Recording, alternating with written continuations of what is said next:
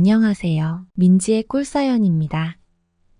즐겁게 감상하시고 구독과 좋아요도 많이 눌러주세요. 그럼 사연 시작해 볼까요? 저는 서울에 살고 있는 20대 중반의 남성이에요. 얼마 전 저의 예전 학습지 선생님을 만나서 아주 특별한 일이 벌어지게 되었어요. 이 이야기는 차마 가장 친한 친구에게도 말하지 않은 건데요. 여러분들께만 몰래 털어놓아 보려고 해요. 저는 재수를 해서 대학을 가게 되었고 얼마 전에 군대를 제대했어요. 지금은 대학교 졸업반인데요. 썩 전망 있는 학과가 아니다 보니 대학 공부에 큰 욕심도 미련도 없는 편이에요. 그래서 학교는 대강대강 다니면서 취업을 준비하고 있는 중이죠. 요즘은 집 앞에 있는 호프집에서 저녁 아르바이트를 하는 중이에요. 호프집이 집에서 가깝기도 하고요. 시급도 괜찮은 편이어서 좋은 취업 자리가 생길 때까지는 계속 이 아르바이트를 하지 않을까 싶어요. 저는 잘생긴 편은 아니지만 키가 크고 남자답게 생긴 편이에요. 서글서글한 성격이기도 하고 부침성이 좋아서 손님들이 좋아하시는 편이죠. 특히 아줌마 손님들이 저를 좋아하시는데요.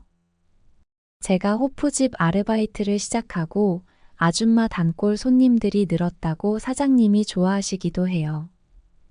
지금까지 살면서 연애를 몇 번 해보기는 했는데요. 제 또래 여자친구들보다 확실히 나이 많은 아줌마들이 대하기 편하고 쉽게 친해지는 느낌이에요. 어떤 단골 아줌마 손님들은 오실 때마다 제 팔이나 등을 어루만지시면서 노골적으로 들이대기도 하시는데요. 어떻게 한번 해볼까 하는 생각이 들다가도 너무 제 스타일이 아니어서 피하는 편이죠. 그래도 손님이니 싫은 내색은 안 하고 아줌마들의 원색적인 농담을 받아주는 편이에요. 가끔씩 술이 많이 취하시면 팁이라고 용돈을 주고 가시는 아줌마들도 있는데요. 그런 술주정은 반갑더라고요. 그런데 얼마 전 아르바이트를 하던 중 특별한 일이 생겼어요. 그날은 아마 토요일이었는데요. 서빙을 하다 보니 어디서 많이 본 분이 손님으로 오셨더라고요. 여자분 두 분이 가게로 들어오셨는데 한 분이 유독 낯이 익더라고요. 그리고 그 여자분이 누구인지 생각해내는 데는 그리 오래 걸리지 않았어요. 제가 초등학교 다니던 무렵 집으로 오셨던 학습지 선생님이었다는 게 금세 떠오르더라고요. 귀여운 얼굴에 풍만한 몸매, 그리고 선생님의 화장품 냄새가 그녀를 금방 떠올리게 해주었죠. 맞아요. 바로 그 학습지 선생님 은정쌤이었어요. 학습지 공부를 할 때 저는 초등학생으로 어린 나이였지만 은정쌤이 오는 날은 가슴이 두근거리고 좋았던 기억이 있네요. 그 당시 30대였던 은정쌤은 원피스를 즐겨 입으셨는데 엄청 여성스럽게 느껴지고 예뻐 보였어요. 제 이상형이었다고나 할까요? 그리고 특히 은정쌤의 화장품 냄새는 제 기분을 좋게 해주었어요. 솔직히 은정쌤하고 학습지 공부할 때는 집중이 잘 안 되는 편이기는 했어요. 그냥 은정쌤하고 같이 있는 게 좋았던 거지 학습지 내용은 눈에 들어오지도 않았거든요. 은정쌤 목소리를 들으면서 온갖 잡다한 생각만 했으니 실력은 나아지는 게 없었고요. 대다수의 학습지 공부가 그렇듯 몇 달 지나지 않아서 저는 학습지를 그만두게 되었고요. 그렇게 은정쌤과의 인연도 끝이 났죠. 그런데 오늘 호프집에서 그 은정쌤을 다시 만나게 될 줄은 정말 생각도 못한 일이었어요. 은정쌤은 시간이 10년 이상 지나서 그때보다는 조금 나이가 들긴 했지만 마치 며칠 전 학습지 숙제를 내주고 간 사람처럼 익숙하더라고요. 물론 선생님은 훌쩍 자라 성인이 되어버린 저를 못 알아보시는 듯 했죠. 선생님은 같이 오신 분이랑 맥주에 안주를 시켜놓으시고는 한참을 웃고 떠들면서 이야기를 나누셨어요. 두 분은 무척 할 말이 많아 보였죠. 생맥주를 몇 번 더 추가로 주문하셨고요. 저는 은정쌤에게 말을 걸어보고 싶었어요. 그렇게 기회를 엿보고 있었죠. 그러다가 선생님이랑 같이 오신 분이 잠시 화장실을 가시더라고요. 저는 이때다 싶어서 선생님에게 다가가서 인사를 건넸죠. 저 10여 년 전쯤에 선생님께 학습지 공부했었던 민준이라고요. 선생님은 잠시 생각하시는 듯 하더니 제 얼굴을 골똘히 바라보셨죠. 그러더니 이내 저를 떠올리시고는 막 손뼉까지 치셨어요. 삼성 아파트에 살던 개구쟁이 민준이구나라고 하시면서 반가워하셨죠. 은정쌤은 잠시 자리에 앉으라고 제 팔을 잡아 이끄셨죠. 그리고는 언제 이렇게 훤칠한 청년이 되었냐고 잘 컸다면서 제 어깨를 토닥여 주셨어요.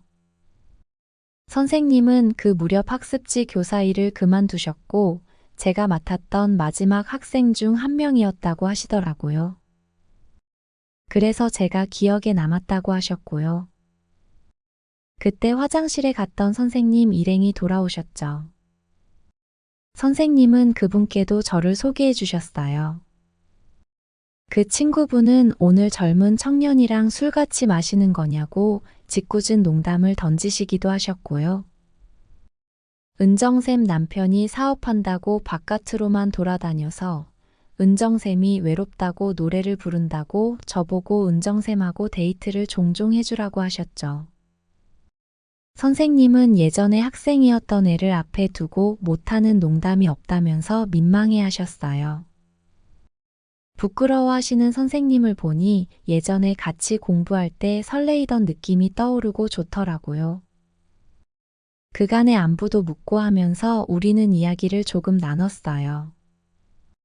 은정쌤은 학습지 교사를 그만두고는 남편분을 중매로 만나서 결혼하게 되었고 그 후로는 전업주부로 지내게 되었다고 하셨어요.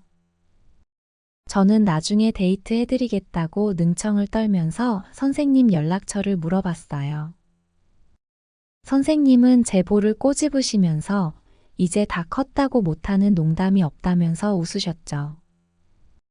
그렇게 선생님의 연락처를 받고 저는 자리에서 일어났어요.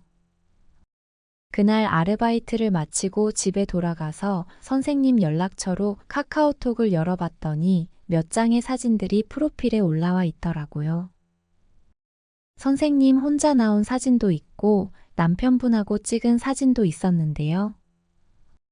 40대 후반인 은정쌤은 젊은 느낌이었는데 남편분은 무슨 할아버지 같다는 느낌이 들었어요. 아마 은정쌤 남편분에게 질투가 났던 건지 선생님하고는 영 안 어울린다는 생각도 했죠.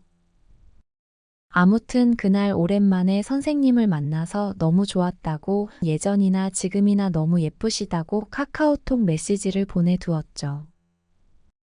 그 후로 종종 은정쌤하고 저는 가벼운 일상적인 대화들을 주고받는 사이가 되었어요. 선생님 남편은 사업이 잘 되어서 그랬는지 지방 출장이나 해외 출장도 자주 다니고 주말이면 골프 치러 나가는 날도 많았다고 하더라고요.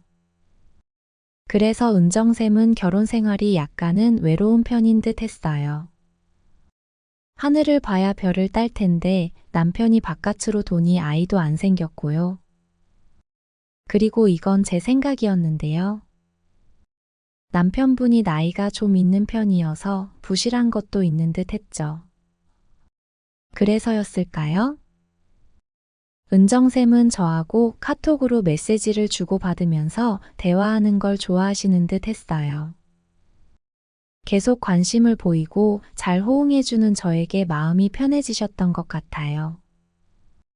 본인이 요리한 음식 사진을 찍어서 보내주시기도 했고 시시콜콜한 이야기도 많이 하셨죠.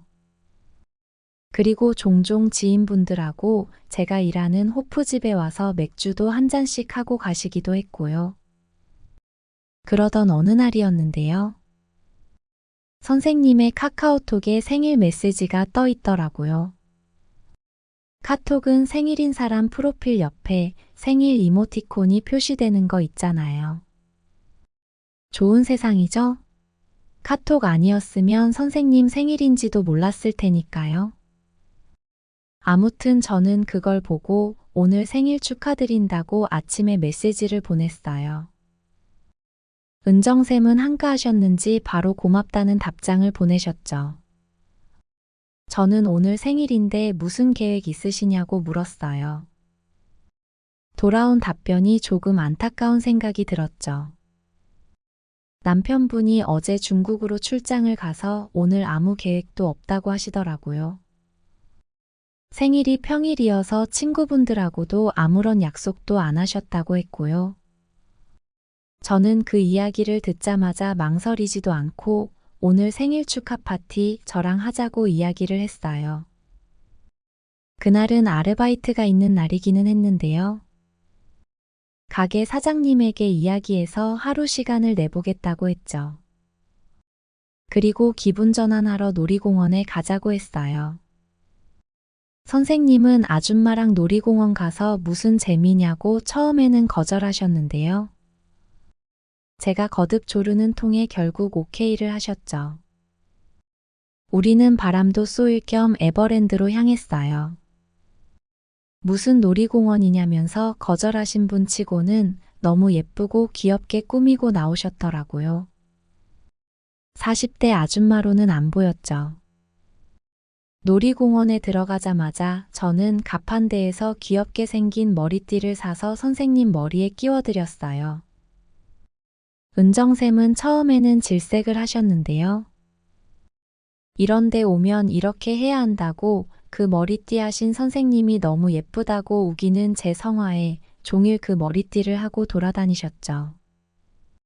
저는 선생님 손을 잡고는 에버랜드를 막 돌아다녔어요. 놀이공원에 연인들이 많이 보여서 그런 게 전혀 어색하지 않았죠. 같이 놀이기구도 탔고요. 솜사탕도 사서 나눠 먹고 사진도 찍었죠. 외롭다고 얼굴이 그늘져 있던 모습은 찾아볼 수가 없었어요. 늦은 저녁까지 돌아다니니 피곤함이 느껴지더라고요. 에버랜드 곳곳을 다 돌아다니고 나서야 우리는 집으로 돌아가기로 했죠. 은정쌤은 오늘이 가장 기억에 남는 생일날이 될 것 같다면서 고맙다고 제 손을 꼭 잡으셨어요. 종일 놀이공원에서 손을 잡고 있다 보니 우리는 지하철을 타러 가는 길까지도 손을 잡고 걷고 있었죠. 한참이 지나서야 선생님은 제 손을 놓으시면서 오늘 너무 즐겁다 보니 아줌마가 주책 맞았다고 멋쩍어 하셨어요. 저는 그 모습이 귀여워서 다시 선생님 손을 잡고 말했죠. 집에 갈 때까지만 계속 손잡고 있자고요. 그렇게 집에 도착하니 밤 10시가 다 되었더라고요. 저는 선생님 집 앞까지 바래다 드렸는데요. 집 앞에서 헤어지기 아쉬운 마음이 들어 머뭇거리게 되더라고요. 선생님도 저를 그냥 보내기 뭐 하셨는지 잠깐 집에 들어와서 음료수라도 한잔하고 가겠냐고 물으셨죠. 저는 환하게 웃으면서 그러겠다고 했고요. 집으로 올라가는 아파트 엘리베이터에서 선생님의 손을 다시 꼭 잡았죠. 선생님은 전혀 피하시지 않았어요. 오히려 제 손을 꼭 잡으면서 제 눈을 바라보셨어요. 저는 그 눈빛의 의미를 이해할 수 있었죠. 우리는 두 손을 꼭 맞잡은 채 집으로 서둘러 들어갔어요. 그렇게 그날 저와 은정쌤은 하나가 되었죠. 은정쌤은 저와 그런 사이가 된 것이 놀랍다는 반응을 보이셨는데요. 오랜만이어서 그랬는지 밤새 저를 가만히 두시지 않았죠. 제가 더 놀랄 정도였어요. 물론 저도 적극적인 선생님이 좋았어요. 다음 날 새벽이 다 되어서야 잠깐 우리는 잠이 들었고요. 날이 환하게 밝아온 후에야 일어나서 아침을 함께 했죠. 은정쌤은 듬직하고 멋진 남자가 된 제가 대견하기도 하고 또 사랑을 나눴던 게 만족스러웠다고 하시면서 자주는 아니더라도 종종 이렇게 연애를 하자고 하시더라고요. 저는 그 이야기를 듣고 기분이 엄청 좋았어요. 은정쌤과의 연애가 하룻밤 불장난으로 끝난 것이 아니라는 뜻이니까요. 그 후로 저와 선생님은 이따금씩 만나서 데이트도 하고 사랑도 나누는 사이가 되었어요. 저를 만난 이후로는 은정쌤의 얼굴에서 외로운 기색은 싹 사라졌죠. 각자의 삶을 열심히 살아가면서 가끔씩 서로에게 활력이 되고 힘이 되어주는 사이가 된 거죠. 우리는 가끔 그때처럼 놀이공원에 놀러 가기도 하고요. 같이 영화도 보러 가고 맛있는 것도 먹으러 다니는 중이에요. 물론 데이트의 끝은 은정쌤과 진하게 사랑을 나누는 일이고요. 이런 시간들이 너무 행복하네요. 이 행복한 시간들이 부디 오래오래 계속되었으면 좋겠습니다. 습니다.